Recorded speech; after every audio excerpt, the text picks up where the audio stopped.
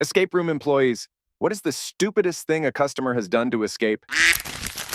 Not an employee, but when I went to an escape room, the owner had to tell us beforehand not to touch a huge orange pipe that was obviously not part of the game. Appetently, some kids thought something was inside and broke it somehow, wrecking the plumbing and flooding several rooms. Story 2. Once a group disassembled a portable ACE unit hoping to find a key. There wasn't any key. From that moment, screwdriver were forbidden. But the best team I remember was the first team that ever played. We made a big, enormous, gigantic mistake. We forgot the entire detailed instructions inside the room, right at the entrance on a table. They found it immediately. They started reading it. They clearly saw that every combination, every puzzle, every piece of history, and every piece of furniture. But they didn't realize it was the complete walkthrough, and in some unknown way, they failed to escape. Story 3? There was a very pregnant lady in the group. We asked her if she was at risk of going into labor at any time, but she said she was fine. We let her in. The entire group was getting upset because they weren't doing well. They were in the hardest room we have. It's always a big deal if you make it out. They kept asking me for the code they needed to escape, and I had to keep telling them I couldn't say what it was. They had to discover it. So pregnant lady took out the water bottle she had, turned around so she wasn't facing the camera, and poured some on the floor. She screamed that her water broke, and I needed to tell her the code so they could get out and go to the hospital. I guess she forgot we have cameras in several places in the room, and we saw exactly what she did. So I went into the room myself and explained that she was free to leave. I would just escort her out and the rest of the team could continue. She really thought that by having her water break, that was a free pass to get the escape code. Story 4. Escape room employee here. I like my job, but I've seen some of the stupidest people on earth come through. Here are some examples. People who find keys exclaim, "It's a key." Put it in their pockets and forget about it. They don't make it out. Had a woman who would insist on pulling her group members away from correct solutions so that she could waste time with incorrect ones so that she could be right, to the point that I actually insisted that she shut up via the messaging system. She didn't. They listened to her, and they lost. It's amazing how many times a day I type, "If it's unlocked, open it." We have a key in a box in one of our rooms that you get out via a specific tool that you find in the course of the game. For some reason, instead of intuiting that there was a tool involved, 2 women tried to use tampon applicators from their bags, unused, for this purpose. Had a guy who sat in the middle of the room and counted the ceiling tiles, convinced that finding the number would help him. I told him it would not. He lost. There is a room that necessitates putting an actual puzzle together. It's a 50-piece puzzle. It's the first clue. A child could do it easily. Took one couple 40 minutes. They looked for nothing else, despite being urged. They did nothing else. They just worked on the puzzle. They lost. Oh, there are so many. Story 5. Our rooms were in a basement with very tiny high windows leading to the street. 2 girls tried to lift each other up to climb through the windows. But the most common one is people not opening whatever they just unlocked. Story 6. I run a tech camp thing for junior high age kids and we have them do an escape room puzzle. Basically, the box in the middle of the table has 5 locks, one for each puzzle, that has its own colored ring attached to it. Once you solve a combination, you bring the ring to the game master and you get the next puzzle. Simple enough, right? Never have I seen anybody do this in the 2 years we have done this puzzle for both kids and teachers. But one kid this year managed to unsnap a ring from one of the locks and picked every single one of them and got the box open without solving a single puzzle.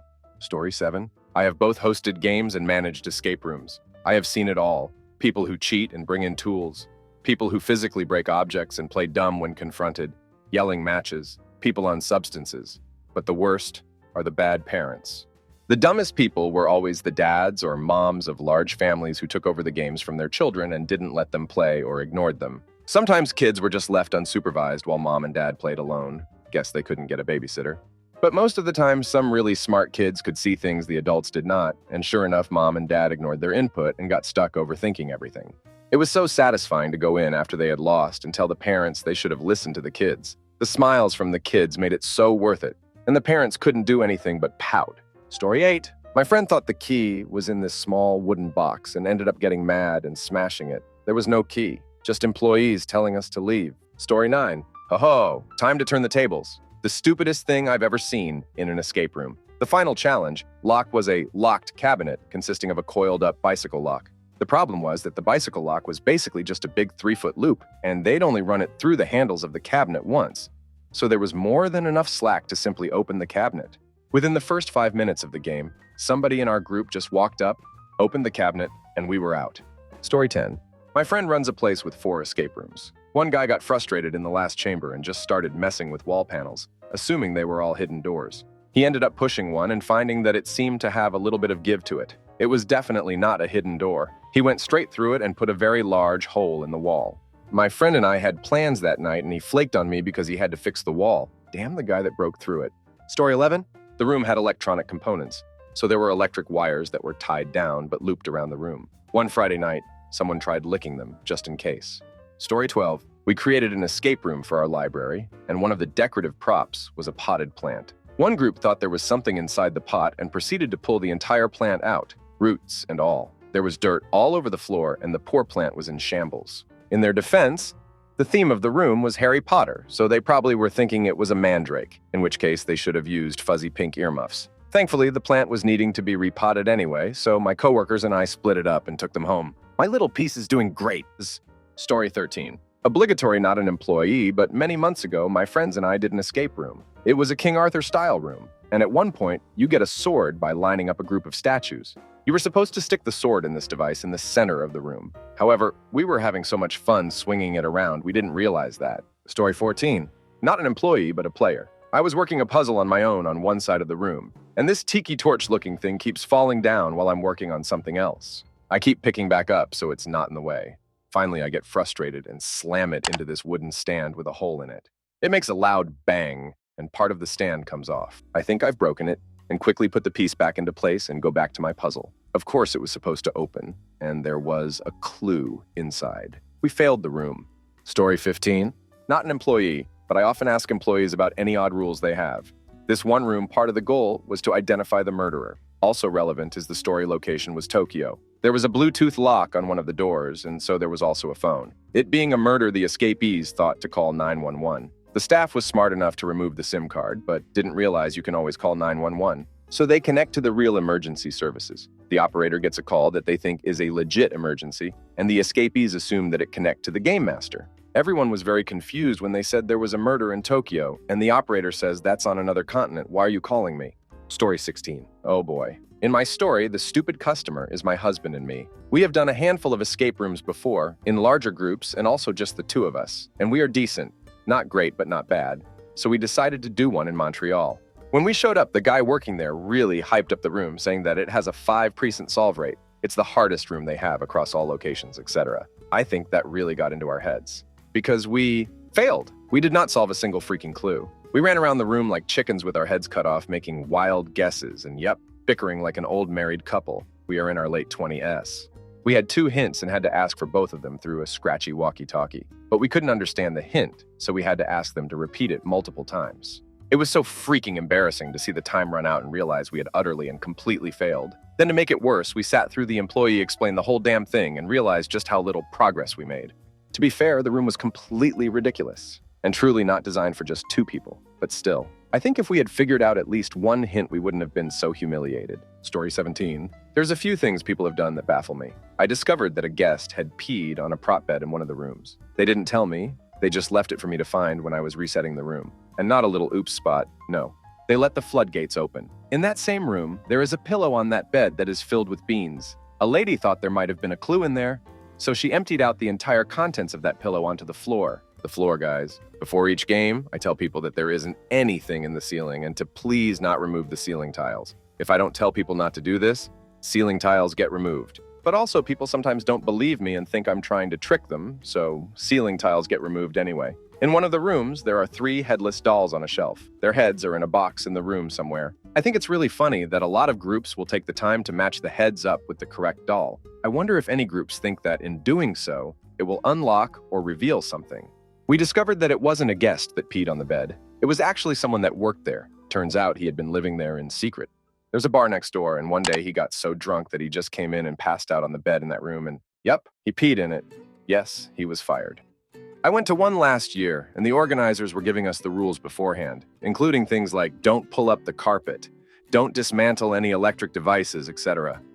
We were laughing that people would even think of doing that, and then they told us that wasn't the worst of it. The rooms were in an old tenement building with fireplaces. Apparently, one guy in the past was positive there was a clue hidden behind the old, boarded-up fireplace, so he managed to break through and climb up the shaft all before staff could intervene. They had to call the fire brigade because the guy got lost in the maze of shafts. Story 19. worked a zombie-themed escape room within a haunted house where you had to find the cure before your time ran out and you became a zombie. On part of the haunted house is a locker room type deal, and you have to walk through the stalls to open up into the room itself. Girl finds the cure in a toilet tank, gets so excited she football spikes the tank lid. Lid, of course, shatters, and we get less than 5 minutes of reset to clean up her mess before the next group comes in and shreds themselves to ribbons. Good times? Story 20. The first time I did an escape room, the setup was that this girl passed away and was haunting her old bedroom. The guy giving us instructions literally had to tell us, if you happen to have a knife on you, please do not stab the bed. Apparently, a former patron had ripped the mattress open with a switchblade to look for clues. Story 21. Not an employee, but went as a group. One of the guys in my group only had one hand, the other ends halfway from his elbow to his wrist. The scenario starts with everyone being handcuffed to a bench. Obviously, he couldn't be completely handcuffed. So while everyone else was solving how to get out of the handcuffs, he used his nub to solve other portions he could reach, such as a locked desk. Story 22. IDK if it's stupid or just genius, but my friend tried to guess the codes on some locks, and he got both of them from first try. The first one was 1234 and the second one was 2580. Imagine that on iPhone unlock and you'll get it. We still were 27 minutes late. Story 23. I've done probably 20 escape rooms, most of them cool and fair, and have not escaped maybe 4 times. One in particular was a real crap show. So it starts, and we come to in the back of a crashed can. We're in a cage in the back, and there's a dead alien in the front. The first objective is, of course, to escape the van, which we do. Once out of the van, we find ourselves in front of Area 51. Here's where it gets interesting. We got paired up with a family with 2 young girls, a dumb mother, and a know-it-all father who we now call Mr. Destructor. After about 5 minutes without finding a good clue, he begins taking everything apart. He literally took the hubcaps off the van thinking something might be hidden in there. Keep in mind, usually there's someone watching you in these rooms so that when you start destroying crap, they can tell you to stop, or more often give you clues. You typically get 3. The only communication we had with the employee once the game started was no flashlights, when the older people in our group took out their phones to read in the really dark van. Anyway, eventually we find a dismembered arm in a trash can and use it on a fingerprint reader to unlock a door. That gets us into part 3 of 4 of the escape. Now we're all in a tiny laboratory filled with maps and books. To be fair to Mr. Destructor, this is the worst room I've done. There were red herrings everywhere, and the clues didn't make sense. You had to find some incredibly random book and look at a certain page and use the directions on a map, and the map tells you in what order to turn the valves of a water pump. Even if someone could figure all of that out, why would a scientist have arranged the objects in the room that way? Doesn't make sense. Anyway, upon realizing that practically everything in this room had some writing on it and could be an ill-conceived so-called clue in this crafty room, Mr. Destructor starts dismantling everything again. He took all of the books off the shelves, he took all of the drawers out of the dressers, just a huge mess, and he put everything right in the middle of this already tiny room where the 8 of us were so no one could move around.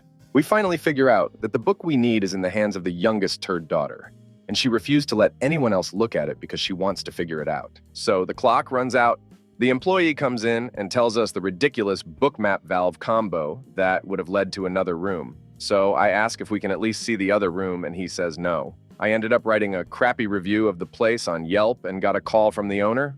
He apologized and told me the reason we hadn't gotten any clues was that the employee left the building for something while we were in there. He said the guy really should have shown us the next room. That's a big part of the experience, and every other escape room I've been to gives you some damn closure at the end. He offered to let us do another room for free, or rather to apply the coupon I used to another room, which means I'd still be paying a little for another crappy experience, to which I declined. Story 24.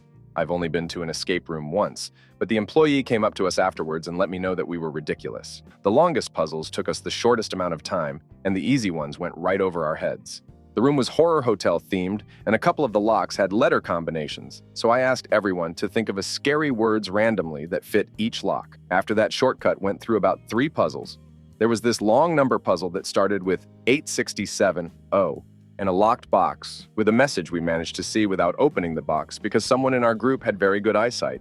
That same person noticed that there was something painted on the wall that showed up in black light and was able to yet again get the answer without needed to complete the puzzle. One of the last puzzles involved pressing the button sequence in an elevator that corresponded to different hotel rooms, in the order that they were visited by the murdered family, by referencing the floor plan given in the elevator.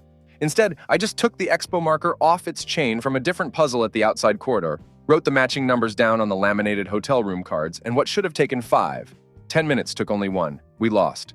Beautifully, in fact, because 1. We found a wooden eyeball that was supposed to go into the painting with a missing eyeball to unlock a whole other room, but instead we thought throwing it around to each other to play catch made the most sense. 2. Someone got attached to the stuffed animal dog that had the solution for the exit door written on its collar and completely missed it. We literally had it with us the entire time, but were too occupied petting the fake dog to question if it might be a clue. No regrets. Story 25. Worked at an escape room place in Charlotte on and off through college. And one thing we always tell people coming in is that because of fire safety reasons, we can't actually lock them in the room, and we are constantly talking to whoever chooses to fumble around for an hour on a walkie-talkie, giving them help whenever they need it. However, that doesn't stop some people's brain from concocting some, let's say, unconventional ways of getting our attention. Anyways, we had a group of young bucks, probably around 7-13, 15-year-old boys, come in with a grown-ass adult. Just remember that, to try their luck with our easiest room. Now, if you look up approximately 2 inches, you'll see that we are in contact with them throughout the room and they can just leave whenever. Now, the location of the control room where the game masters, those who run the room and talk to the group, sit is pretty much right next to the bathroom, and the room the group was in was pretty close too, and it got a ill stinky during the time this group was in the room. So I got some Febreze and sprayed the bathroom, not thinking much of it. Fast forward about 15 minutes, every person in the building is walking around with their shirt over their nose trying to escape the smell. No matter how much we spray the bathroom, it didn't help it smells like someone with the runs got in the ceiling and dragged their moist buttocks all throughout the vents. It was the kind of stank that penetrated your soul. Turns out one of the kids, just for whatever reason, decided to take a massive dump right behind the door to get out of the room. And oh, it gets better, the kid, 1, denied having done it at all, claiming it was there when they went in. Okay, yeah, no good try. I think we would have caught the human feces in the room when we reset it. And I could literally see the crap stains running down your leg, you little boy now, and he made a little fort to try to cover it up with props from the room, and 2, the adult defended him too. She was saying the same thing, that it was there when they got in, like, wait, huh? And wanted a refund too. You crap in our room and then want a refund. Yeah, good try. To this day, I'm not sure what his thought process could have been to take a dump in the room, but kids cease to amaze me. If this doesn't get lost in the comments, thanks for making it through with me. Have a wonderful day, you glorious idiots. Story 26. I was participating in my 3rd escape room. In the first 2 rooms I had played, the answers to puzzles were very heavily influenced by the use of black lights. Early on in this room, we found a little button that, when pressed and held, emitted a bright purple light, which I instantly and confidently exclaimed was a black light. I took it upon myself to scan the entire room for hidden clues. I was thorough. I scanned over everything, the walls, the ceiling, parts I could reach, every prop, and every clue we found along the way. I found nothing. We came to a point where there were seemingly no more clues to be found, and we were stuck. There was a small fan in the corner of the room that we hadn't used to help us progress that had been turning on and off seemingly randomly the whole time we were there. I decided I'd give it one more look with my blacklight. The fan was on. I pressed the blacklight button. The fan turned off. I pressed the button again. The fan turned on. I was oblivious to my folly.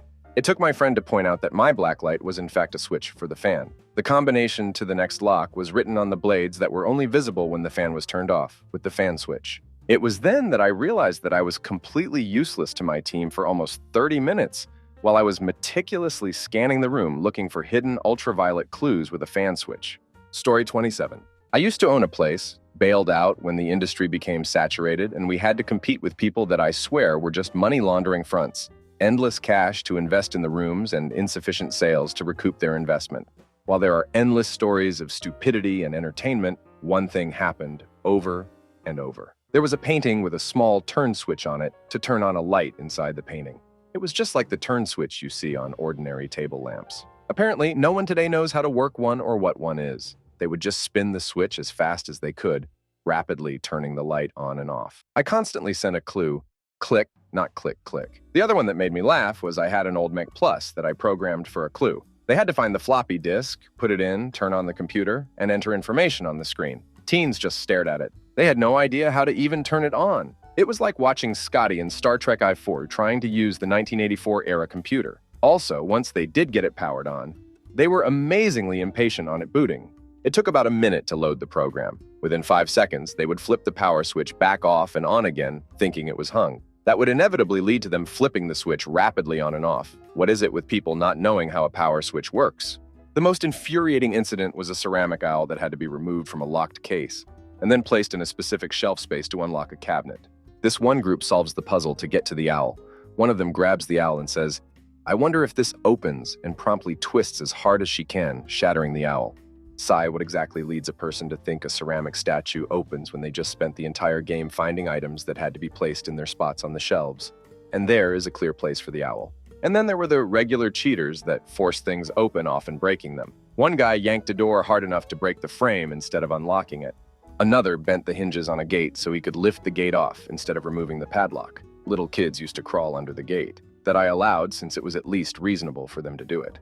But the most obvious cheater was a kid that entered a room, beelined for a bookcase, and without having seen any clues, grabbed the one correct book out of several hundred that had a key inside and proudly exclaimed he found a key. That kid was clearly tipped off by a previous player. Story 28. Not an escape room employee, but I have friends who are. The best story I ever heard was of a group who were chained to a radiator in a saw-like fashion. Instead of getting the key to the cuffs, the group disassembled the radiator somehow.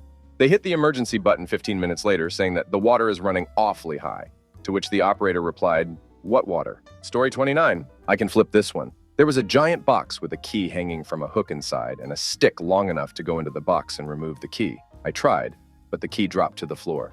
So I used the stick to knock out or from under the box, and it skated under a dresser that was bolted to the ground. We couldn't get it out. Couldn't move the dresser, stick wouldn't fit, so we called for help. Employees spent 10 minutes trying to get it, finally gave up. Didn't give us extra time or tell us what the key went to. Obviously didn't escape.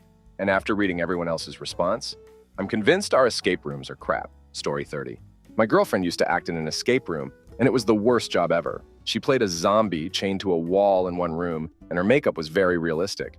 I actually went through it when she was acting before we started dating, but people would treat her like a not real person. She was punched several times, hit with thrown objects, and someone said to her face that he wanted to duck the zombie. People act dumb in escape rooms. Story 31. There are a pair of footstools in one of our rooms that we mention in our intros.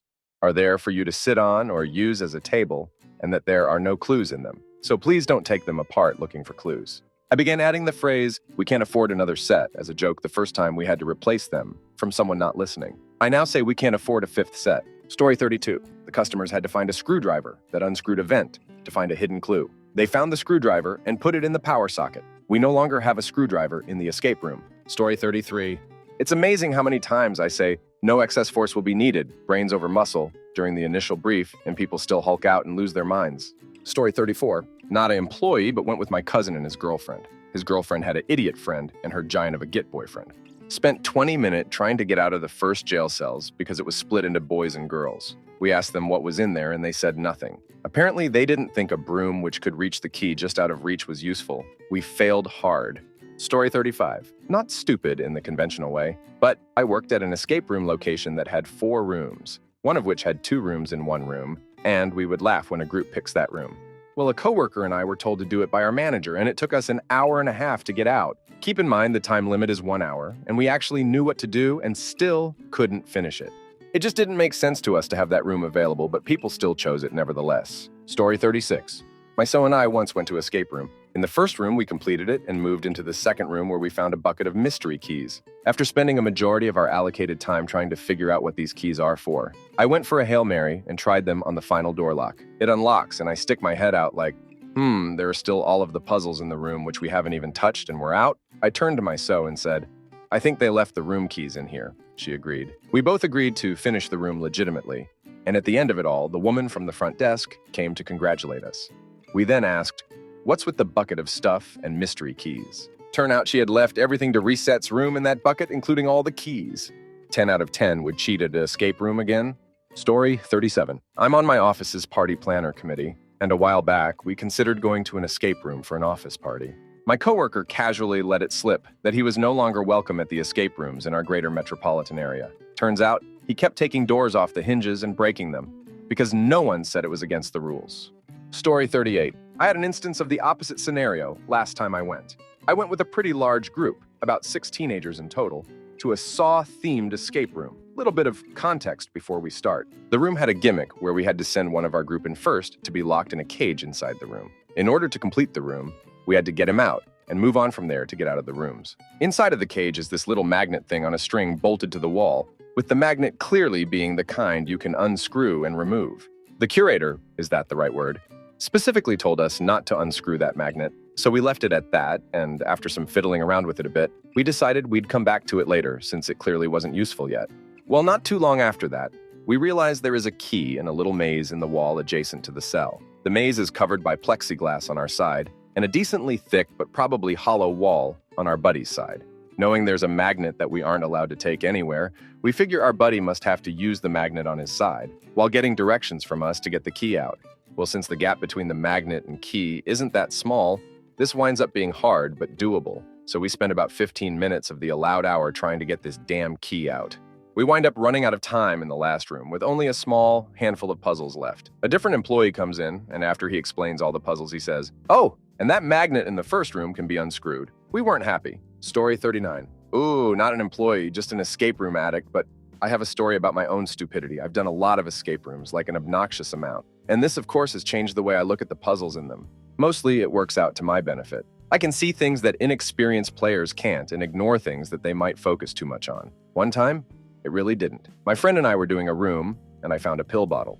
I spent the next couple minutes walking around the room with it, shaking it, setting it on various surfaces, and looking for holes to shove it into. My friend followed me around looking amused until finally I set it aside to come back to later. She picked it up, unscrewed the lid, and took out the key inside it. Story 40. Not an employee, but the only escape room I did was myself, my fiancé, and most of his close family. 10 people. And basically right at the end. We were supposed to throw beanbags at a carnival-style game, and we just were standing there arguing about it and what we needed to do next. Our game master, out of nowhere, just goes, "Throw the damn beanbags." We still made it out in time, though. Story 41. Oh, man. I'm not an escape room employee. I did this with my group at an escape room. The premise was that we would be robbing an art gallery. This was a very unorthodox, out-of-the-box escape room. It started in a garage, and we would spend the first part of the room finding and breaking into the art gallery, where we would be trapped and have to escape. We found our first clue, the address of the gallery, and made our way there. It was a room in a much larger building. However, due to being in a rush and in a foreign country with an unfamiliar address system, we actually entered the building in the wrong place. Here is where things get stupid. Little did we know, today there was an actual art exhibition in the main hall of this building. Very fancy, with lots of expensive art. Needless to say, as we were sneaking around, we were very impressed at this incredible escape room. It looked just like a real ultra-high-end gallery. Thankfully, we did not end up in a foreign prison. As we were planning our heist, our escape room host called us to ask where we were. When we told him, let's just say he was not impressed by our sleuthing. And that's how I almost became an international criminal. Thank God we took the escape room seriously and were careful not to get caught because we were trespassing and conspiring to steal some very expensive stuff. Story 42. My friend saw a really complicated equation on a wall and proceeded to spend the next 20 minutes solving it. Turns out it was completely useless and wasted the time of one of our 4 group members in a room designed for 8. Story 43. I can answer this. One of our rooms has a bed in it with white sheets. There was this group who was in the room working on the last puzzle, a logic puzzle. There's a sheet of paper in the room that's full of facts about a murder that you're trying to solve. The group wasn't quite getting the puzzle, so I typed up, "The white sheet of paper in room 3 will be a lot of help." So the group runs into the room and starts tearing all the white sheets off the bed, and I type, "Not the bed sheets." So they start pulling the pillows out of their sheets. I then reply, "The sheet you write on." And lo, and behold, they grab the room's marker and start drawing all over the bed sheets. They didn't escape. Story 44. We have a room in which you must bounce a beam of light from its source around the corner to a clearly marked spot on a wall. We give the player 2 mirrors that they find in the room. The room is fairly dark, as solving this puzzle turns on the lights, so you can see where you are shining the light fairly easily. Since the light source is around the corner, they must work together and use both mirrors to bounce it to its end location. Well, almost no one can figure out how to direct light, as it turns out. People stand there with the mirror 2 feet above where the light is shining and think they are directing light. There is no light reflecting anywhere in the room, but they insist they are shining it directly at the second person's mirror. This can go on for upwards of 5 minutes before I have to step in and help. Even if the first person does manage to put the mirror in the beam of light, they can't seem to track it across the very dark room to align it with the second person's mirror. It literally baffles me how so many PPLs struggle with this. I end up having to go into the room from time to time and tell PPL where to stand. We have had so much trouble that we have clearly marked on the floor of exactly where both PPL need to stand to make it work. Still struggle bus. Story 45. Escape room escaper here with a story. For some context, me and some friends are pretty experienced escape room goers. We went to Europe and did an escape room in nearly every country we visited. We've done some pretty insanely difficult ones, including one in Italy. down a seedy dark back alley that involved someone coming into the room while our backs were turned and started screaming and banging a metal pole against a grate. So sometimes we tend to overthink some puzzles. In this one particular room, about halfway through, we managed to open a very small passage that we had to crawl through to enter the second section. In the crawl space were 4 ice-cold water bottles with a sign saying, "Drink me." We live in Australia, and it was a very humid night. Us, being the geniuses we are, instantly recognized a puzzle. In the next room was a sink, and heat plumbing didn't go anywhere. Aha! We thought, obviously we need to pour this refreshing cool water down the sink, causing some sort of clue to float up out of the pipe. We were wrong. In fact, there was actually a clue in the basin that was now incredible hard to decipher because the sink was full of cool, refreshing water. We managed to escape, but we escaped thirsty. Story 46. Disclaimer, not an employee, but I frequent escape rooms. There was a puzzle where you had to do a series of puzzles to find a wire, connect 2 computers, and do a synchronized puzzle on the computers with your friends. Instead, we figured out that my friend's steel glasses frames worked in place of the wire, skipped about 60% of the puzzles, and escaped the room in 20 minutes. The employees gave us a free go at another room and thanked us for finding the exploit. Another time, there was a room that had water on the floor and you had to climb over a rope rigging to get to the other side. But a group of random people I was doing the room with decided there was definitely a clue inside the water, rolled up their pants and sleeves, got on all fours in the water, and started searching. It took the employees less than a minute to run in and yell at them that there wasn't a clue in there. Story 47. I'm a customer, not an employee. We didn't have enough people to do a room, so a couple, seemingly on their first date, joined my group. The girl kept pulling people off of tasks, trying to convince us of the importance of model numbers and codes from various pieces of electronics. Phone, TV, etc. Eventually, I put her on the spot and said, "Okay, drive. Tell us what to do." She couldn't. I felt so sorry for her date. Seemed like a nice guy and not a demanding, controlling blockhead twit. Story 48. A bunch of friends and I did an escape room at New York Comic Con last year, and it was spectacular, despite being basically a giant advertisement for Amazon. Basically, there was an Alexa in each room, and you had to have her do things like turn on, off lights, do complicated math, relay messages to other operatives, etc. There was one room that involved finding symbols to plug into a long division equation. The spokeswoman in our group started to ask Alexa for the answer, and I know this is what she was thinking because I was running on the same track, deciding that Alexa might get confused, broke the problem down into steps. The first being, "Alexa, what's 2467 plus 1? As soon as the words left her mouth, she realized just how dumb that was, and her face just went blank with shock and a perfect, "Did I actually just say that?" expression. We solved the puzzle and got through with about 2 minutes to spare, but I so wish I had a picture of my friend's face at the exact moment she realized she'd used a talking calculator to add one. Story 49. In a prison-themed escape room that I work, there's a part of the game where players are handcuffed to a bench, and solving a series of puzzles unlocks access to keys. The chain that connects the 2 handcuffs is screwed into the bench. One woman decided it was best to unscrew the screw from the bench itself and proceeded to excitedly urge her friends to do the same. Her hands were still locked into the cuffs, but she was also swinging around a 5-inch nail connected to them as well. Story 50. For my friend's birthday, we did a medieval theme, where you had to find proof of your birth to rightfully claim the throne. Otherwise, your evil brother would. We unlocked a chest with a full set of armor with a helmet and everything and spent 5 minutes putting it on our friend. We still won, but the worker had a great laugh out of it. Story 51. One of the rooms we had was supposed to be a haunted hotel room, which was the home of a demon. It was our super spooky room, so there were no traditional lights, only flashlights, which we provided. There were also some battery-powered fake candles in the room, but they were mostly for the atmosphere. They barely gave off any light at all.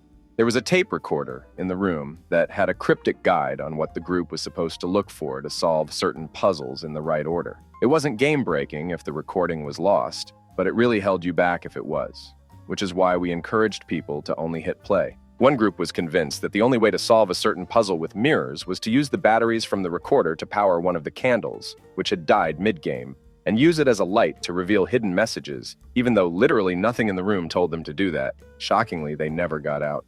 I've had some more moments like that happen with dumb groups, but that's the first to come to mind. Story 52. Just this past weekend, we had a group remove the pins from a door's hinges because they couldn't figure out how to open it. The door was fake. Today, a group managed to open a storage cabinet they shouldn't have been able to open, and almost poured a gallon of fog machine liquid into an electronic device, which would really not have liked that. They were already mid-tilt with the cap off when I managed to stop them. In a different room, the final thing you need to do to escape is put a certain prop on a painted wooden target. At one point, someone got frustrated and punched the target so hard they broke it. which still didn't open the door. Story 53. Not an employee, but one time my friends and I were doing an escape room that was psychotic doctor-themed. They kept telling us before we went in, "Do not touch the actors. You'll be removed if you touch the actors." At one point, we moved into the second room where an actress playing the wife that the doctor experimented on was sitting in a chair, all creepy looking, like the girl from The Ring. When she stood up to start doing her bit, she scared the crap out of my friend, and as a reflex, he kicked her as hard as he could. I was in the other room and I heard a yelp, and when I got there, she had completely broken character and was furious. She gave us our clue and left. Thankfully, we didn't get kicked out, and we apologized profusely after. She was super chill and incredibly nice. Story 54. I actually don't work in one, but I did something stupid. We went in one of the Tesla theme room, and it was themed like old days. We found in safes and stuff 4 hats, and there were 4 bulbs hanging of the ceiling. I thought we need to shade the bulb with hats, and there's a projection film in the hat liner that will shine either numbers or some hint on the floor. After we escaped, the operator came in dying of laughter, partly because we had 4 seconds left, saying he's been laughing for 10 minutes straight, and what I've done was the dumbest thing anyone did here. Story 55. Escape room owner. We have a bucket with a "do not touch" mark on the ground because water will drop there as part of the game. Someone took it to examine it, and even when we told him that he wasn't supposed to move it, he didn't get it back. They ended up soaked. Another time, there was a group who couldn't stop adding things together. They would see 10 encyclopedias with the numbers 1 to 10, and they would add them up to get a code. They didn't get out. Someone also broke the perfectly fine handle of the exit door with his own hand when trying to get out. They later tried arguing that they did not use any force. There's tons more. You would be surprised the kind of people we get to see as generals. Story 56. Only mildly related, but I did a multi-room escape with a friend for his birthday. We had 4 couples. I found the key from the final clue, and only 3 of us were there when it happened. We suggested to the others they needed to check a different room and then would unlock the exit door, slip someone out, and then lock it again. They didn't notice till we got down to 4 people and myself left. Story 57. People have tried to climb through the ceiling tiles on multiple occasions. We now have to mention in the pregame spiel that it's not necessary to climb through the ceiling tiles. People laugh at the things we mention, but anything we mention that you don't have to do has probably been attempted before. One of my coworkers said that a group started getting really destructive in the room, to the point where they literally threw the computer on the floor to see if something was hidden inside. There wasn't anything hidden inside. They need to use a special magnifying glass to read the monitor. We abruptly removed them from the room after that. They actually ended up coming back another day and were extremely well behaved. I guess they learned their lesson. Story 58. Not an employee, but me and a group of friends did an escape room in London. We had to escape from the evil dentist. We solved a few puzzles, but then we found an X-ray. We couldn't clearly see what was on it, so my friend put it on the window. Well, the X-ray slipped through a crack in the window and flew about the streets of London. We continued the puzzle, but at the end of it when we failed, she started explaining what we should have done. She started looking for the X-ray, asking if where did we put it. The most awkward moment was when my friend told her what happened. She said, "You guys are joking, right? This is a prank? I'll have to cancel all my appointments now." Story 59. I've had people disassemble wardrobes, doors, and drawers, like literally using keys to unscrew the screws, push on the walls in case there was a door, throw the safe hoping it would break open. You tell them not to, but why would I know what to do? Story 60. I didn't escape the room for my bachelor party while I was in college. All of my guys were fellow electrical and computer engineering students. It was quite the interesting group of nerds. We start the room and make decent progress at the start, but we managed to find all the clues out of order. Because of this, combinations were difficult. Incomplete combinations and 5 locks to crack in the room. So what did we do? Resorted to code cracking algorithms. Managed to crack the last safe 5 minutes before time and before we had opened 2 of the other safes. The employee that was monitoring us turned on the intercom and said, "I don't know why you did what you did in the order you did it. None of that made sense. Do you want to know how you were supposed to solve it?" Story 61. Well, I'm not really an employee, but we built an escape room in a school project. So one riddle was about a Latin sentence where you had to look up a few words and then find a key in the dictionary which they could use to unlock a desk or something. One group actually had a teacher with them, and they seriously sat down in a row and first analyzed the sentence, like subject, predicate, objects. And of course, the teacher knew every word, so they didn't get to open the dictionary. We had to tell them that not every visitor knows a single word Latin, and then they got to it. Funny thing was that afterwards, that teacher corrected our sentence and told us that if I was to give you a grade for this, you'd be happy to actually be employed in one of these. Story 62. Finally, used to work one with wooden planks blocking a door to a secret second room. Well, this one guy decides he's going to fully charge at this door. The second I saw him charge, I ran down the hall to the room to stop him. What actually happened was, I opened the door just in time to watch him make full impact and bounce off of that wall like a tennis ball. He got up and brushed it off with a face full of regret. Kindly told him and everyone in the room that your mind over matter is better for the room. Suffice to say, I changed my rules speech the next round of games. Story 63. Obligatory, not an employee, but someone who was with another person who, while not stupid, couldn't get a tool to work in time. The very last puzzle we had to do was to use a wire cutter, the kind that also serves as a wire stripper, and then cut a wire to allow us to press a button to open an electronic door. My sister was trying to cut the wire but kept using the wrong section of the tool. We only had 5 minutes out of 60 to finish, and she refused to give the tool to anybody else and insisted that she could do it. Eventually, we ran out of time, and the owner commented on it but allowed us to finish. I had to take the tool from my sister and cut the wire on the first try. Story 64. My sister was running a room but was semi-distracted and looked back just in time to see the exit door come off. It's hinges. Some guy decided it would get a laugh out of the employees, but all he got was a lifetime ban. Also, the time a man pulled wiring out of an electrical socket, thinking it was part of the room. She doesn't like to talk about this one. Story 65. Not an employee, but my team. I think this happens often, but the room we were in was relatively dark. Typically, escape rooms will label decorative, unrelated, unusable items with tags or stickers, so players don't waste their time or destroy anything unnecessary.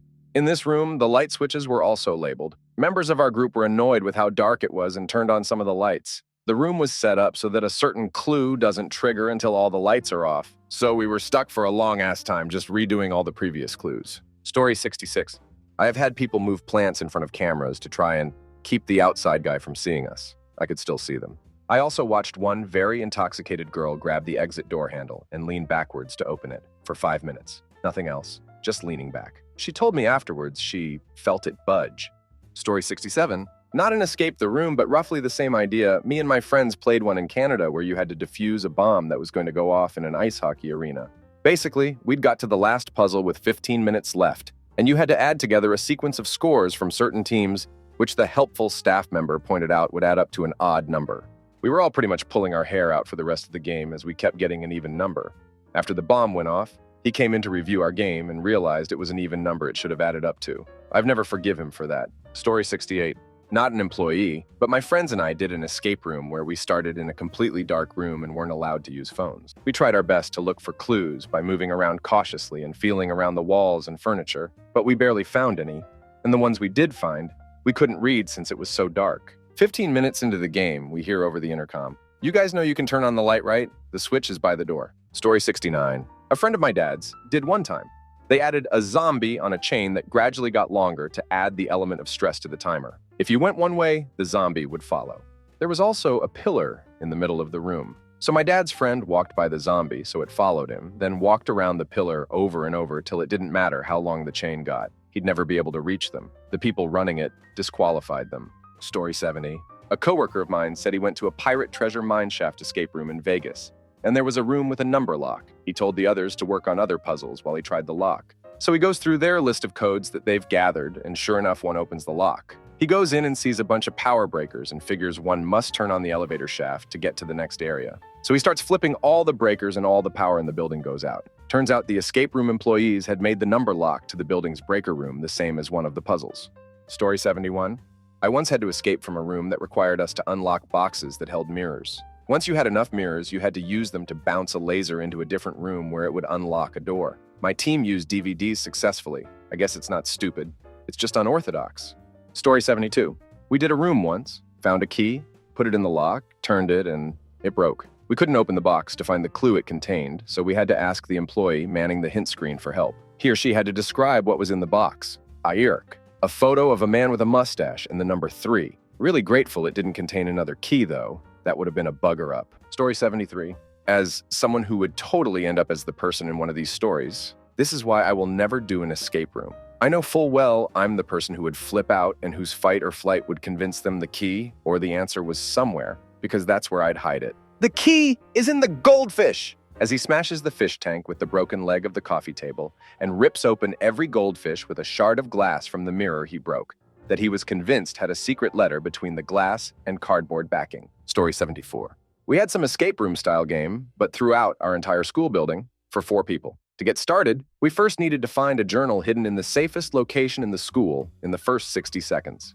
We clearly knew where it was and sent someone there to run and get it quickly while we checked other places just in case. Apparently, we were right the first time. Our friend went there, stared directly at the journal, but didn't see it was there and came back empty-handed. That's the story of how we failed an escape challenge before it even began. Story 75. Not about something inside an escape room, but I used to be a lot in a hobby store in a map right next to one, and we had people coming in multiple times a day to ask where the escape room is. Problem is, there are 2 stairs to get to that floor, and from both you can see the beach flags of the escape room. So we always joke that if you can't even find the escape room, then there'd be no hope they'd ever get out of it. Story 76. We have magnetized and powered props. In our pregame speech, we usually say, if it looks like it opens but won't open with a very gentle tug, then you'll need to solve a puzzle to access it. Still, there's those special few who think, my gentle tug had no effect. I guess the next obvious action is to apply all my strength and maybe brace with my leg if that doesn't work, until they break it open. Then when we run down there to tell them that's not how you solve it, they get frustrated, angry with us people are funny creatures. Story 77. The first time I went to an escape room, it was in this lab-type setting, and I was convinced these test tube props had something to do with it, and with a lot of strength, pulled the glued-on tops off and started pouring out the liquid into empty tubes. Story 78. Let's see, the dumbest thing everyone does is to not communicate with their group when they find something, be it a key or new puzzle or something. The dumbest thing that's happened in a single room was leaving half of their group, 4 people, locked inside a prison that you're supposed to have escaped by the 20-minute mark. They literally left their friends in jail to go explore a new section. They did not escape in time. Story 79. Took a pencil and tried to unlock a lock with it. A pencil. A graphite damn number 2 pencils. They jammed the sharp pointy tip into the hole where a key should have been, broke the lead inside, and wondered for the rest of the hour why they couldn't get the box opened. Story 80. My friend took off his pants to grab a key far away. Of course, this wasn't the right way to do it. But the girls outside looking at the cameras had a blast. Threads 2. Escape room employees of Reddit. What was the weirdest escape tactic you have seen? Something my group did. The scenario of the room was we were captured and they had us all handcuffed to a cot in the room. We could move around a little bit with the chain attached to the cuffs. And since it was a small room with a light on the desk, we could grab most of the puzzles and bring it to the cot.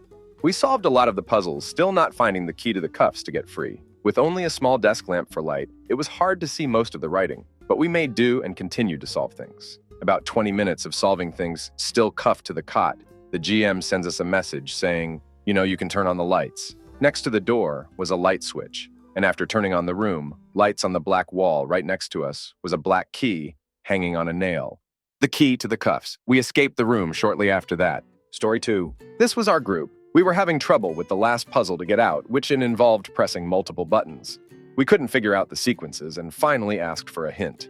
The employee just said, all together. So now, instead of pushing all the buttons at the same time, we all put our hands on the door, assuming the power of friendship was what was needed to get out. The employee just went, know the buttons, cue, helpless, embarrassed laughter for the next half hour. Story 3.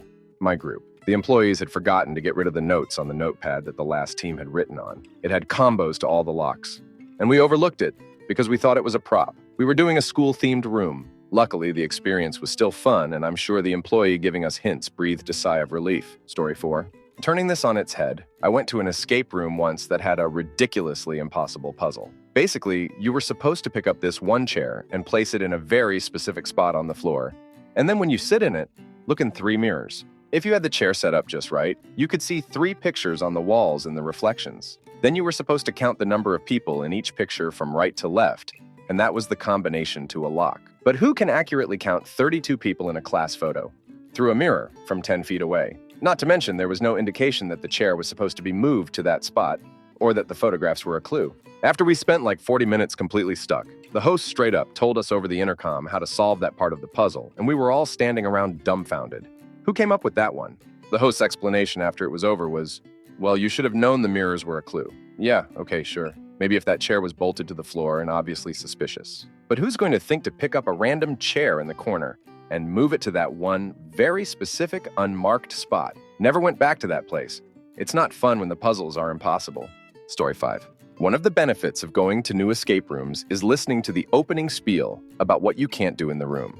I think my first ever escape room, the operator specifically told us we couldn't pull off the electrical outlet covers. I figured someone had been watching too much Breaking Bad. Story 6. My wife likes to tell a story on how a previous male friend of hers was introduced to escape rooms. However, someone, either a friend or the employee, failed to explain that not all things in the room are meant to be taken apart, broken to receive a clue key. As soon as the employee started the clock, the friend, thinking a wicker chair had a clue, walked over and stomped his foot right through the seat, like a foot falling through a thin sheet of ice. Immediately, the employee on the intercom stutters, yo, you didn't have to break the chair. Props shouldn't need to be broken to get a clue. My wife mentions this story every now and then, and I still get a kick out of the thought of someone just shoving their foot through someone's old wicker chair. Story 7. I'm not an employee, but my friend is. One time, he was complaining that guy pulled his pants down and screamed, "Let me out of here, or I'll pleasure myself on everything." Haven't been to an escape room since. Story 8. I did the stupidest thing I've heard of. There was a row of chairs, just regular chairs you might see at a conference. I noticed that only one of them had the label with a barcode and serial numbers stuck to the bottom, so I assumed it was intentional and started trying to apply the 10-digit serial number to everything in the room. The game master told me I wasn't the first one. Makes me wonder why they didn't just remove the label like they did on the other chairs. Story 9. Some dude tried to jam a small iron bar into an electrical socket. Not sure if he was trying to escape the room or life in general. My colleague managed to get to the main electrical switch before the idiot could electrocute himself. Story 10. An employee of an escape room told me this one. The room was in English, but one of the guys was Italian, and for some unknown reason, couldn't communicate that he wanted to go to the toilet beforehand. So they go into the room, there's a bucket there that is supposed to be used as a clue, but this madman waits while the lights are still off, horror-based room, and pees in the bucket. And because the bucket was in a camera dead zone and there was a sponge in it, they found out after the room was over. Story 11. Not an employee, but I have a group of friends that I do escape rooms with a lot. On one room, at some point, you found a few ping pong balls and rackets. Two of us cleared a table and started playing while the other two looked at us like we were out of our minds. Story 12. There is a note in one of our rooms that specifies that teams can't put anything electrical on a hook. This group came in and rewired one of the sensors, which was hidden underneath a painting which is screwed to the wall, because the note mentioned something about electrical stuff, and it was hanging off. Thankfully, it wasn't hard to fix. But damn, that was stupid. Story 13. I just assume any non-common rules given at the beginning are because some idiot has already done it. Don't jump out the 2-story window. Don't eat or drink anything that you find. Don't try to climb into the ceiling. Don't touch anything with an orange sticker, which turns out to be 80% of the room, including electrical sockets. Story 14. All right, we found the number. It's 3 plus 4. That's 11. None of his 3 teammates questioned him. They kept trying the wrong number. I even teased them, repeating it back to them. I love my job. Story 15. Not an employee, but I visited an escape room with some friends and we did the most stupid thing ever, wasting several minutes of our precious time. The room was Indiana Jones themed and we were looking for the Holy Grail in an abandoned mine. There were cameras everywhere so the staff could watch us and give us hints through several displays mounted on the walls when we asked for them. We solved like a half of the adventure when we had to find a couple of working tools and gear, pickaxe, shovel, working boots, etc., to use them to activate a mechanism of some sorts. When we did that, a hidden door suddenly opened and we could finally enter the last room, where the Holy Grail was in plain sight, right in the middle of it. The only problem was that between the mine and that hidden room was a small passage you had to go through, which was quite dark. We noticed spikes sticking out of the wall with a skull being pierced through on one of them. Everything before felt a bit too easy, and we were sure this was a booby trap that would activate once we entered that passage, to eliminate us so that the journey would have failed. No one of us dared to even step inside that passage with one foot, so we searched for another solution, when someone suggested that we use the tools from before to activate that booby trap from a safe distance. Next thing you know, the staff had to watch 4 idiots fiddling around with pickaxes, throwing boots into the passage to activate that damn trap. After a couple of minutes, the screens lit up and showed a message. Guys, it's just a prop. Thinking back always gets a good laugh out of us. In hindsight, it's totally ridiculous for there to be a trap that eliminates you from the game when you paid for the whole thing.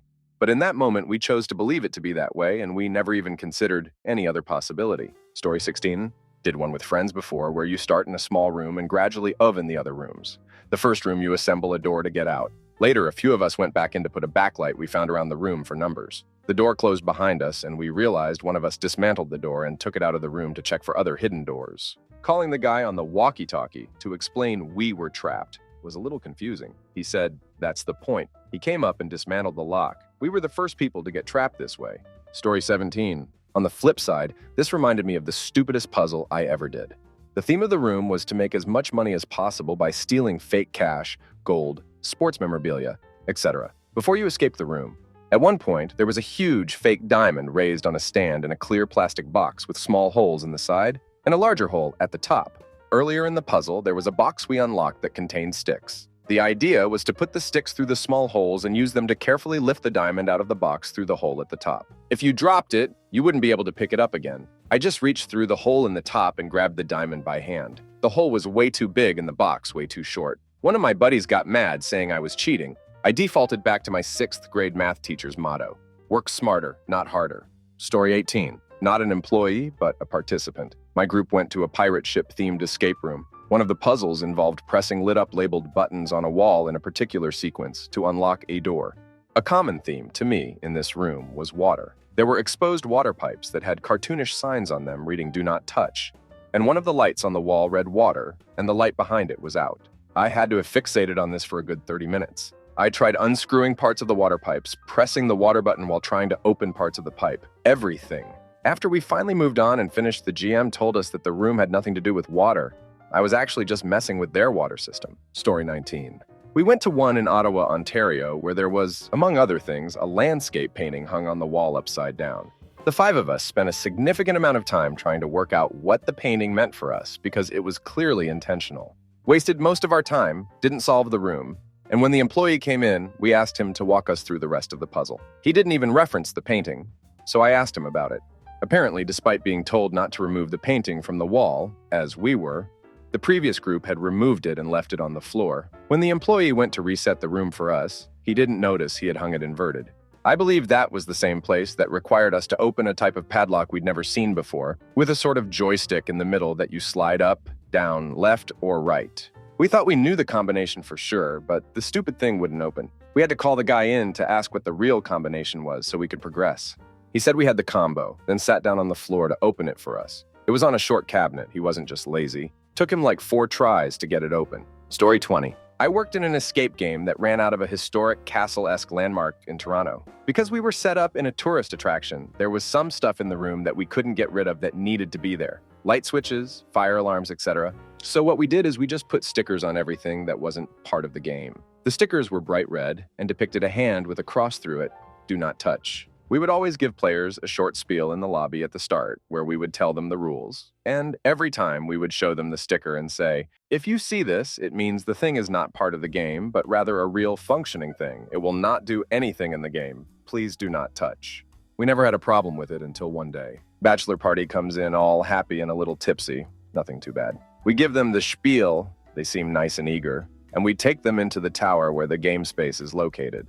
They enter the tower. The door shuts behind them, and the warning goes off that their time has begun. Literally as the first thing that happens, maybe 2 seconds after time starts, one of the dudes beelines towards the fire alarm, plastered with a bright red "Do Not Touch" sticker, and pulls it. There was a function going on at the attraction that evening too, and the whole castle had to be evacuated. 5 fire trucks came. Story 21. My brothers and I goofed one time. The final clue was to decipher Morse code to get the 4-digit code to type into the keypad and open the door.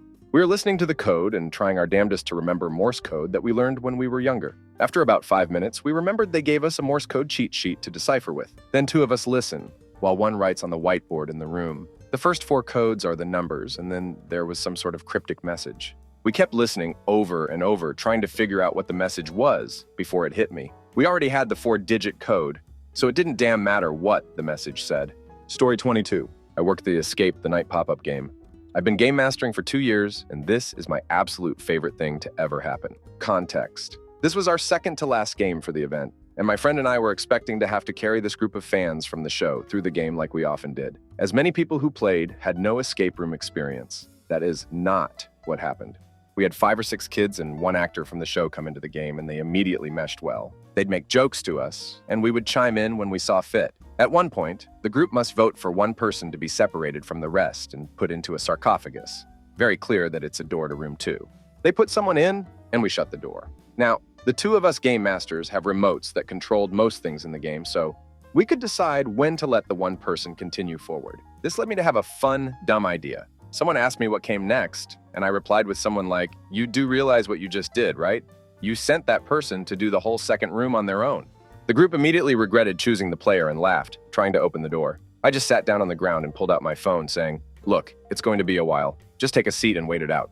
I looked up to my friend, who was trying her hardest to not lose it, and she sat down next to me, along with everyone else. The group was still being loud, so we hushed them up to trigger the back door opening. It clicked, scaring the person inside, causing us all to crack up. It took them a moment to find the secret door and open it, by which point no one noticed their friend walking back into the first room, along with other reasons that will forever be my favorite moment working in an escape room. Oh, and I guess the time I asked a coworker how the games were going at a different place I worked at, to which a player in a game shouted, "Idiot," and my coworker pointed at the screen enthusiastically. Story 23. This is my personal favorite when I'm running a room. The puzzle. You find a pair of glasses and a folder with a small rectangle cut out of it.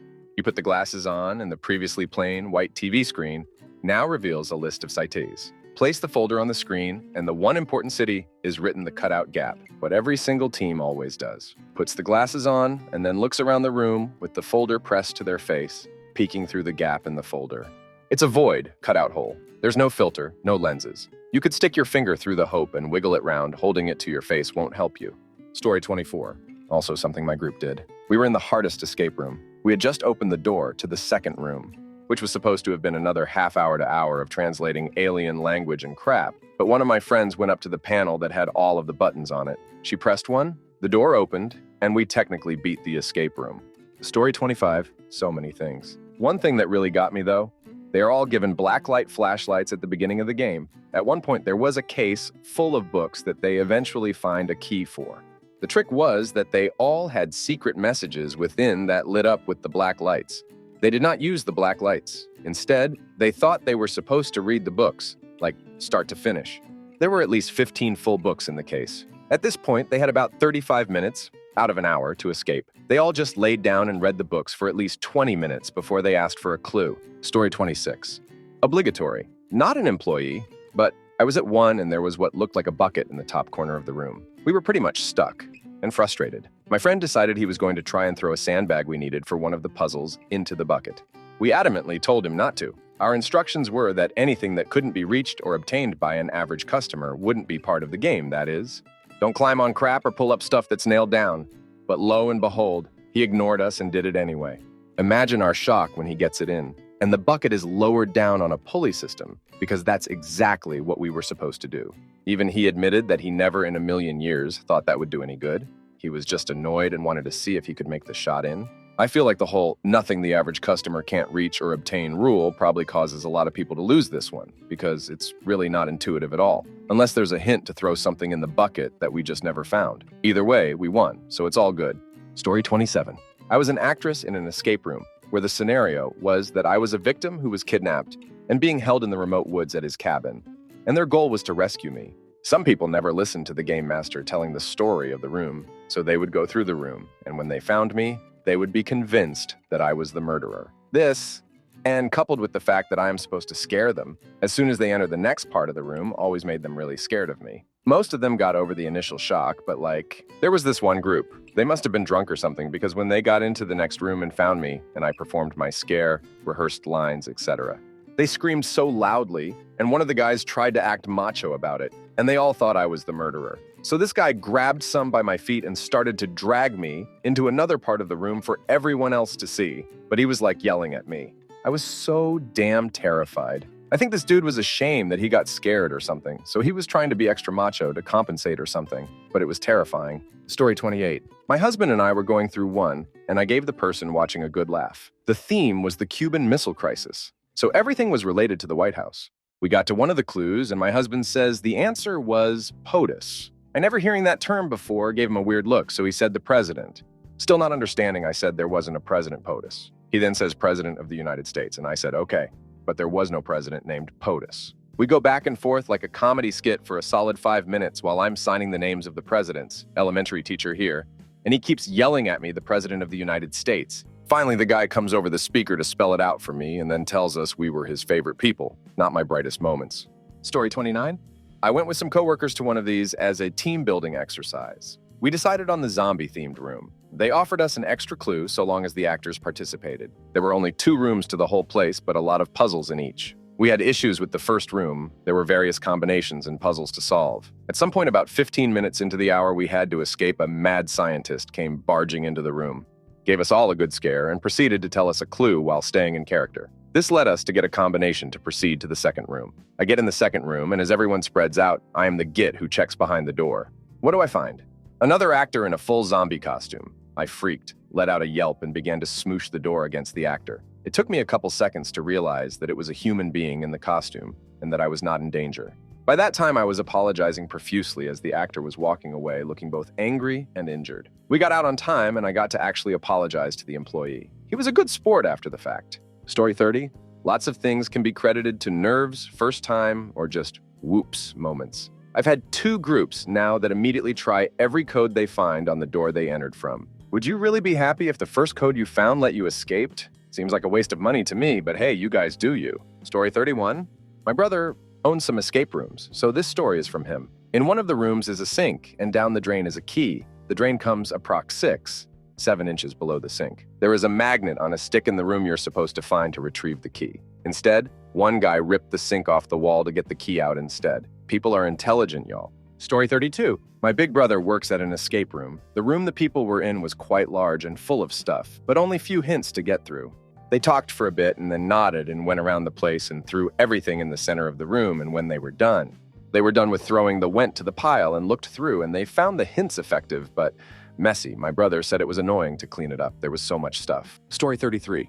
Oh yeah, watching people try to solve puzzles while scared out of their minds, we're a horror-themed escape room, will always be fascinating. I've had people pour boiling water on themselves, remove panels from the ceiling, unscrew active light bulbs, and shove their fingers inside, snap doors in half, try to eat plastic fruit, smash large heavy props on the ground, and stick blue tack to the wall because they thought it was a puzzle solution. Dumbest person I ever saw. We have a phone without a SIM in one of the rooms.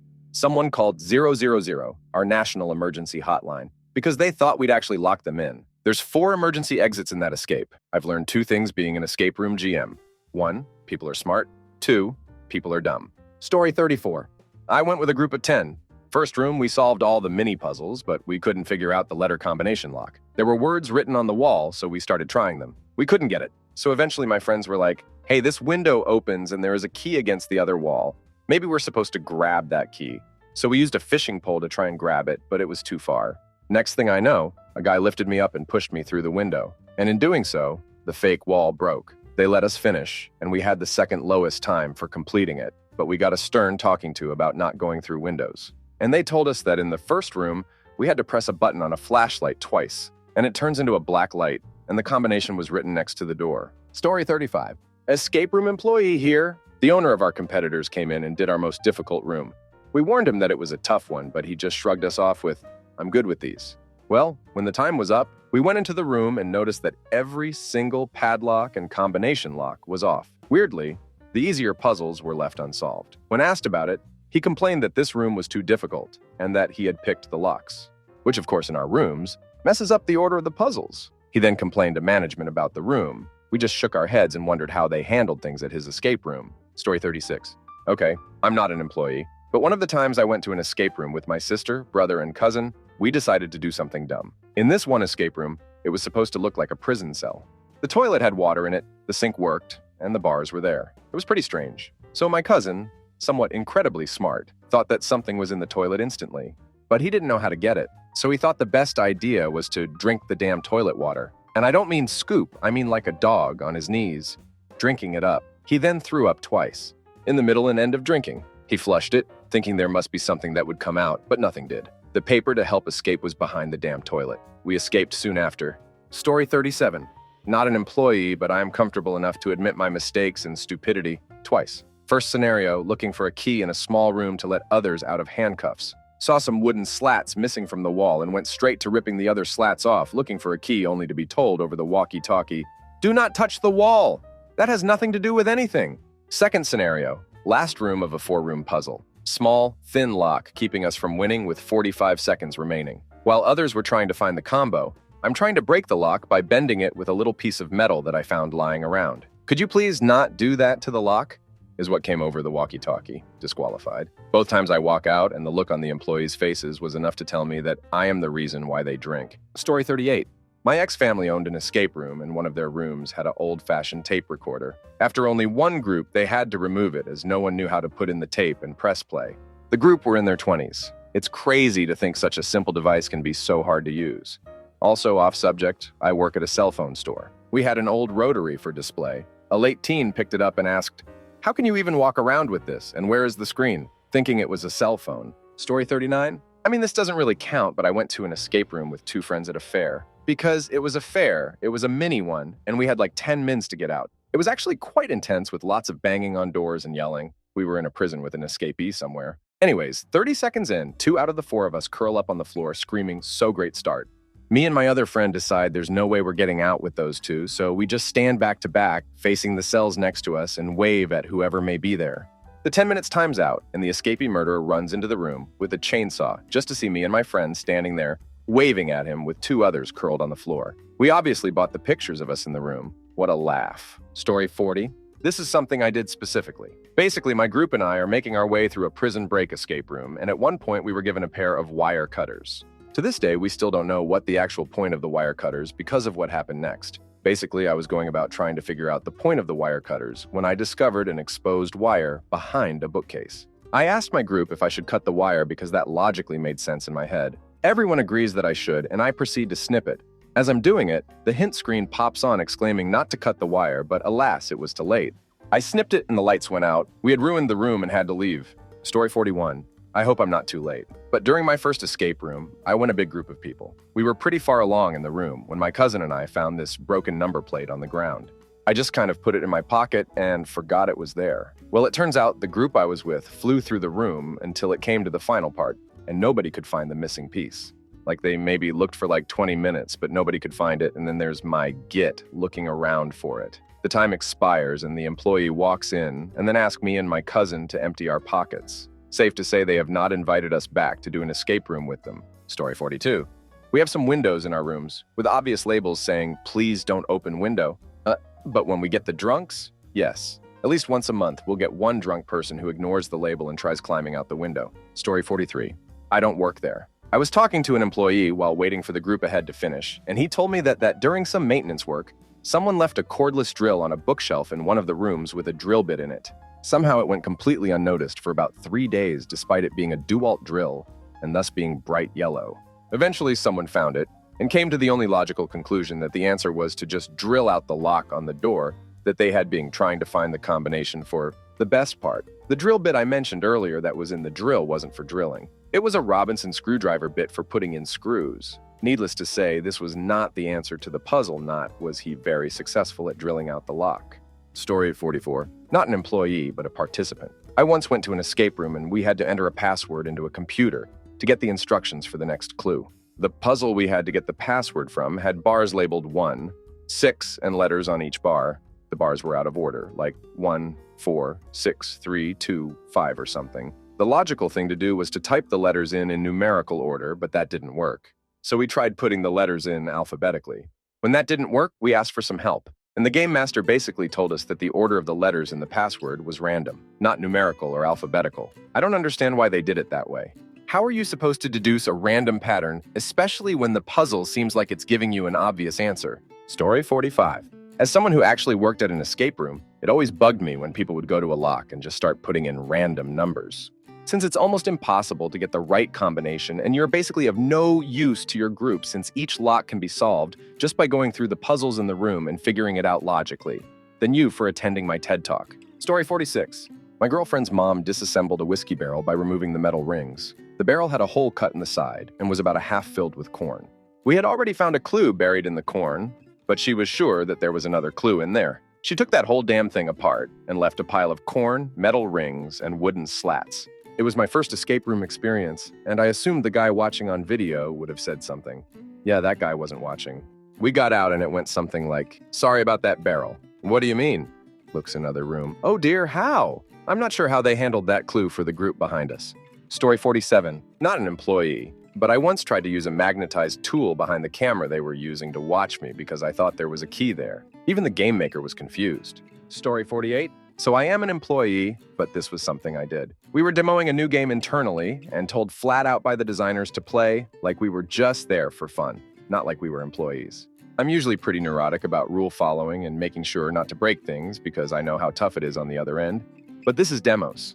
You gotta test the durability, so I let my inhibitions fly. I almost kicked down a false wall and did something that could have potentially caught my arm on fire in any other circumstance. On the bright side, my coworkers and I found an exploit that none of the other 5 demo teams before us had thanks to my incredibly long, skinny forearms. Story 49.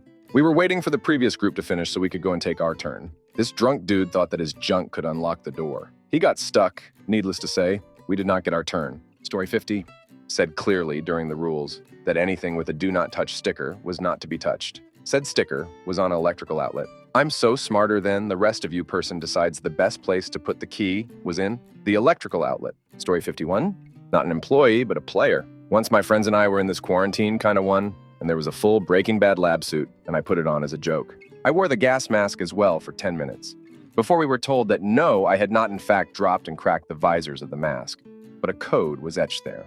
Another time, my dad's drunk friend thought he had broken the bed in the room by accidentally kicking the board under it. He kept trying to put it back and reattach it for 15 minutes, but to no avail. Guess what? It was supposed to do that. Story 52, not an employee, but the escapee. My group and I were at the last part reading aloud a code to a voice-activated lock on the door. There was pounding on another door to make it all scary, and we were running out of time. Because of that, we were rushing to get the door open. We kept screaming the code, but it wasn't working. At one point, I said it, and the lock disengaged.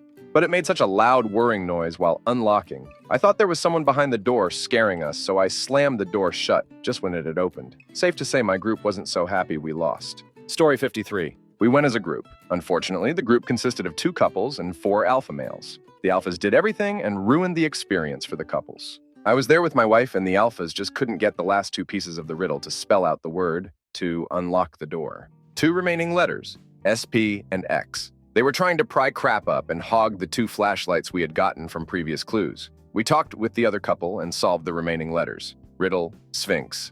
Yeah, seems right. Story 54. I went to an escape room this week. There was a curtain hanging in the room covering an empty wall. We thought for sure that there was some kind of clue to do with that curtain.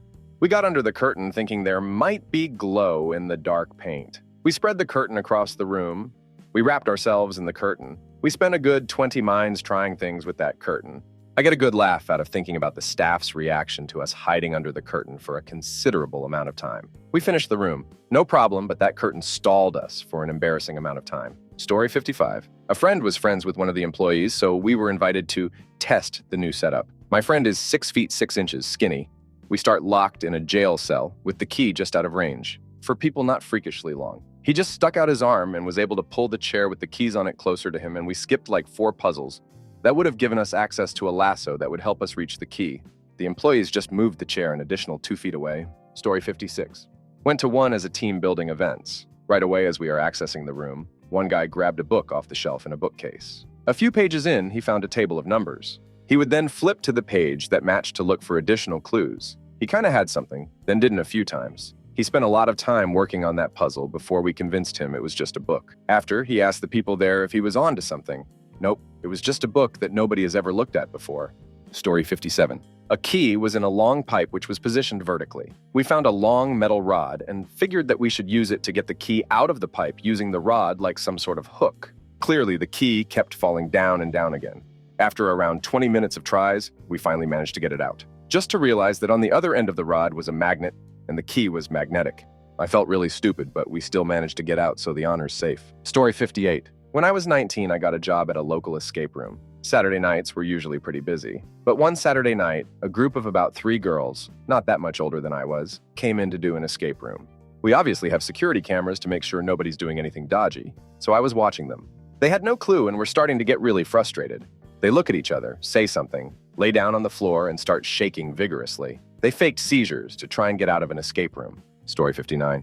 I went to an escape room for a team-building event hosted by my company. I was placed in a room with several work acquaintances. We made it past the first room. Great. Then we ended up in a tiny little hallway where we had to cram together, solve the puzzle, then enter the next room. Well, my epileptic self ended up having a seizure while trapped in this tiny hallway. I traumatized everyone involved, but we got let out of the escape room and we got free vouchers to come back. Story 60. Once watched a bunch of former SWAT team guys simply bust down a door and write a check for damages. The most goddamn Eureka thing I've ever had the pleasure to witness. Story 61. something my group did. At the very beginning, we were supposed to find 2 keys to get through a door. We found one of the keys hidden behind a picture, but we could not find the second one at all. Instead of calling the employees for help, we used the same key for both locks to get through. Story 62. Did an escape room where we slowly made some progress, then we realized we had 2 puzzles and about 90 seconds left. So I just put in a random 5-digit code on the final lock. It worked and we got out. The lady behind the camera came running down the hall, dumbfounded, asking how we solved both puzzles without her seeing. I told her I had a superpower of being a great guesser, not sure if she believed me or not. Story 63.